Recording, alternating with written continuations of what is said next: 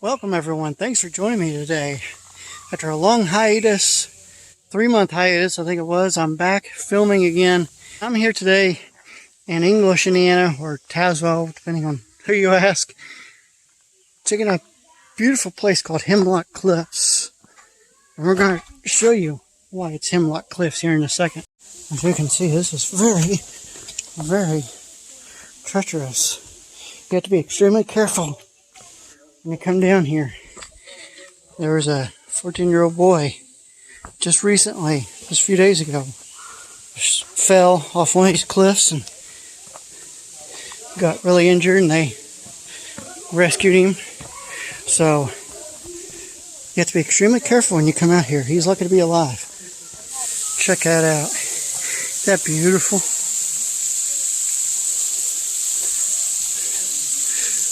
Makes you just want to go stand underneath of it and cool off. You just sit here for hours listening to that. But there's two reasons I want to come out here today. One is to show you this beautiful scenery out back behind me. And two, there's a murder mystery that happened out here many years ago that a lot of people don't know about. So, excuse the people screaming in the background. So, we're going to tell you the story about that, of what is believed to have happened and what reasons there could have been the murder and everything else. So, you want to hear about it? Let's go. The year was 1949. Mr. William Messmore, and Messmore is also the name for here too. Some people call it Hemlock Cliffs. Other people call it the Messmore Cliffs, because Mr. William Messmore owned throughout here. He had a big mansion sit out through here somewhere, and I'm not sure the exact location on that one. If somebody does know about where the whereabouts of that was, please chime in and let me know. I'd love to know about this. But he had a house out here, and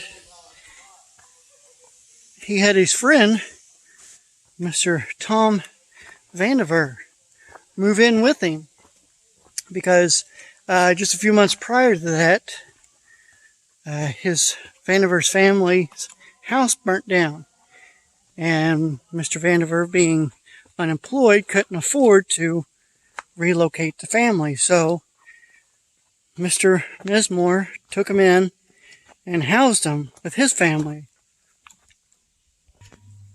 Check out this huge rock. It's just sitting out here beside this little footbridge. Can you imagine how long it has sat there?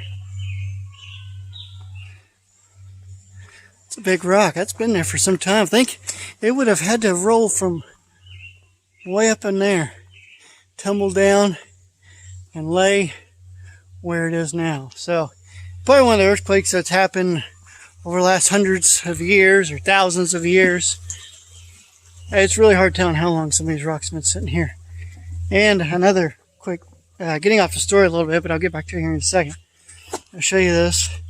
This is sandstone. Just like the rock, Jug Rock. It's sandstone. If you've seen the Jug Rock video, you know what I'm talking about. For those of you who don't know, again, go down there and check out my channel. You could read about that and read about what Jug Rock is. That was a fun little video I did that day. So, back to the story. It was kind of strange that Mr. Messmore took the family in, because they, a couple years before that, Mr. Messmore was arrested on bank robbery, and he named Mr. Tom Vandier as his partner in crime. Well, the police could never nail them two down, connect the two together with the bank robbery, so they let Mr. Vandier go. So that was very strange enough that he would allow him to stay at his house, or even ask to stay at his house, after he tried to point the finger at him for bank robbery. But I guess when you're desperate times call for desperate measures. So they stayed there. And another strange thing was Tom Vandier's wife had a child in a previous marriage. And it was rumored that she was a mistress to Mr. Messmore. Are you following the story? Hopefully you are. I'm trying to keep this simplified without getting lost. Man, check out this beautiful rock. These beautiful cliffs up there. Isn't that beautiful? It's just an awesome, awesome place to come out to. I love the scenery. And it's pretty hot today. Feels good to be down in the shade, because it's plenty hot. It's 90 degrees outside, at least 90. So it's plenty warm today. Like I say, if you come out here, make sure you carry plenty of water with you or something. Keep yourself hydrated.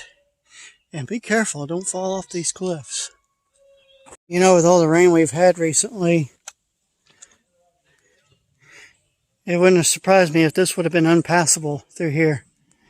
We have had like a ton of rain, and it would have probably flooded way up into there. I have no doubt about that. So now we get the joy of trying to cross this without getting my feet soaked. Oh yeah, did I mention that Mr. Messmore's girlfriend was only 16 years old? That's kind of crazy. Very crazy.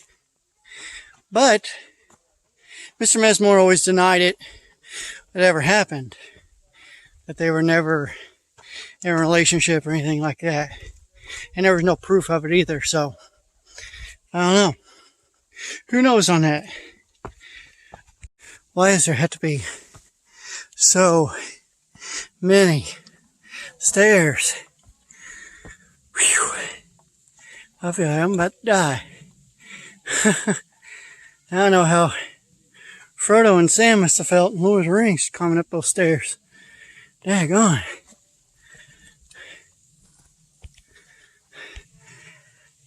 Check out these holes all in this sandstone. Maybe just eroded away. That's pretty awesome. I'm not going to stick my fingers in these holes. No telling what might be hiding in there. That's pretty cool. Now this is beautiful. This hole in the forest, getting up to the sky. One beam of sunlight coming down. And then you get to walk behind this little waterfall where spring comes off these cliffs and drips off, runs down to that pool down there. That is so cool. There's a hole back here. I wonder what that goes to. Huh. Probably a coyote or a fox might live in there. Probably not a coyote, because usually coyotes live a bunch in packs, but maybe a fox, maybe. Who knows what could live under there. Ain't this awesome though? It's pure awesomeness.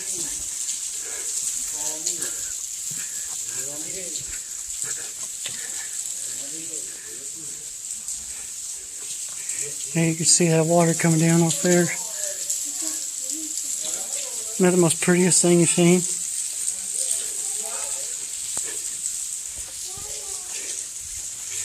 This goes to show you don't have to live in a big city like California to find beautiful scenery. Just look out your back door. You can find all kinds of beautiful scenery. And of course, That's the greatest thing, is coming back behind here. You can see the water coming off from the top here, running down, and drops in a pool of water down in here. It's absolutely beautiful under here. Looking at this on video doesn't do it justice. It's just massive how big this area is, how big of an area this is. Okay, so now we get to the good part of this story. Out of nowhere, the Vandiver family up and disappeared without a trace. All their belongings still where they were at the Messmore mansion, but no sign of Tom, his wife, or children. And nobody knows what happened to them. Mr. Messmore claimed that they must have just packed up and left, moved west, out to probably California. Well, that would be a good story, but how would Mr. Messmore's family got out there? Because Mr. Messmore was unemployed. He couldn't afford to even rebuild his house. So how could he move his family out west and leave everything behind? That just don't make sense. But there are theories of what might have happened. So Mr. Messmore was the one who reported them missing. And just because you report a crime doesn't mean that you're immediately off the suspect list. But maybe what happened is maybe Tom Vandiver actually did help rob the bank. And he knew where the cash was. Maybe he had the money or something, and he wasn't going to give it to Mr. Messmore. And Messmore killed him.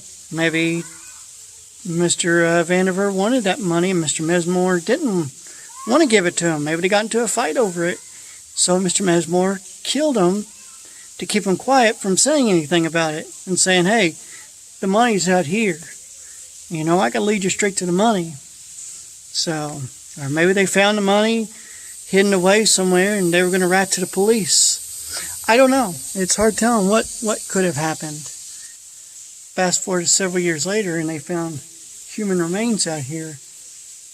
Somebody just walking out through here found human remains of what looked like a younger child. And they thought, I found the Vandiver family. I found one of the members.